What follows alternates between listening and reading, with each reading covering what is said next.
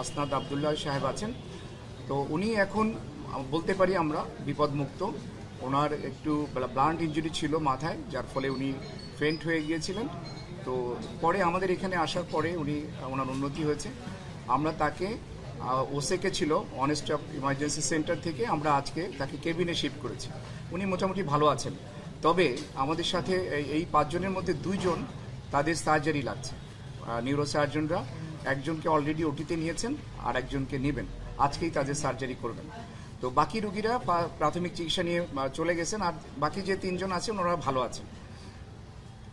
আমরা Dhaka medical college হাসপাতাল, আমরা যারা প্রশাসনে আছি এবং আমাদের সাথে যেসব চিকিৎসক নার্সরা আমাদের সহযোগিতা করে, আমরা সবসময় যে কোনো ক্রাইসিসে, দেশের যে কোনো ক্রাইসিসে সবচেয়ে বড় লোডটা আমরা বেয়ার করি এবং আমরা করে যাব ইনশাল্লাহ।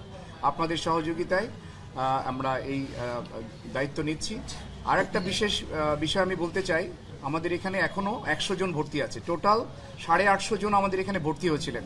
2000-এর উপরে রুগী আসছিলেন, তার মধ্যে 850 জন আমাদের এখানে ভর্তি হয়েছেন। এখনও আমাদের কাছে 100 জন রুগী আছে।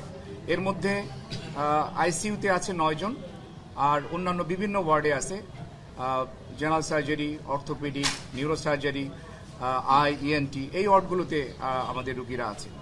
তো বেশিরভাগ মানে আইসিইউতে যে কয়জন আছে, আপনারা জানেন যে আইসিইউতে থাকা মানে তাদের অবস্থা একটু ক্রিটিক্যাল। বাকিরা আশা করি আমরা তারা সুস্থ হয়ে যাবে। সহযোগিতা করছে সেটা বলেন। আর আমরা বিনা পয়সায়, বিনা খরচে, আপনারা জানেন যে সরকারি হাসপাতালে সকল ওষুধ এবং জিনিসপত্র সরবরাহ থাকে না, কিন্তু আমরা এই যে বৈষম্যবিরোধী ছাত্র আন্দোলনে আহত যারা আছেন তাদের জন্য আমরা সবকিছু বিনামূল্যে ব্যবস্থা করছি এবং তাদেরকে আমরা নির্দিষ্ট কয়েকটা ওয়ার্ডের মধ্যে রেখেছি যাতে তাদের ম্যানেজমেন্ট বা মনিটরিং বেটার হয়। সেই জন্য আমরা তাদেরকে বিভিন্ন কয়েকটা ওয়ার্ডের মধ্যে রেখেছি। আমি আপনাদের মাধ্যমে সবাইকে একটু আহ্বান জানাবো। আপনারা জানেন যে এই রুগীগুলো বেশিরভাগ বুলেট ইনজুরির রুগী। তো বুলেট ইনজুরি মানে এখানে একটা ইনফেকশনের চান্স থাকে। তো ভিজিটর একটু নিয়ন্ত্রণ করা দরকার। আমরা নিজেরা অনেক সময় হিমশিম খেয়ে যাই। আপনাদের মাধ্যমে আমি সকলের কাছে আবেদন রাখবো যে আপনারা রুগীর কাছে যাবেন না, অপ্রয়োজনে যাবেন না। তারা সুস্থ হয়ে যাক, আমরা সেই দোয়া করি, আপনারাও সেই দোয়া করেন।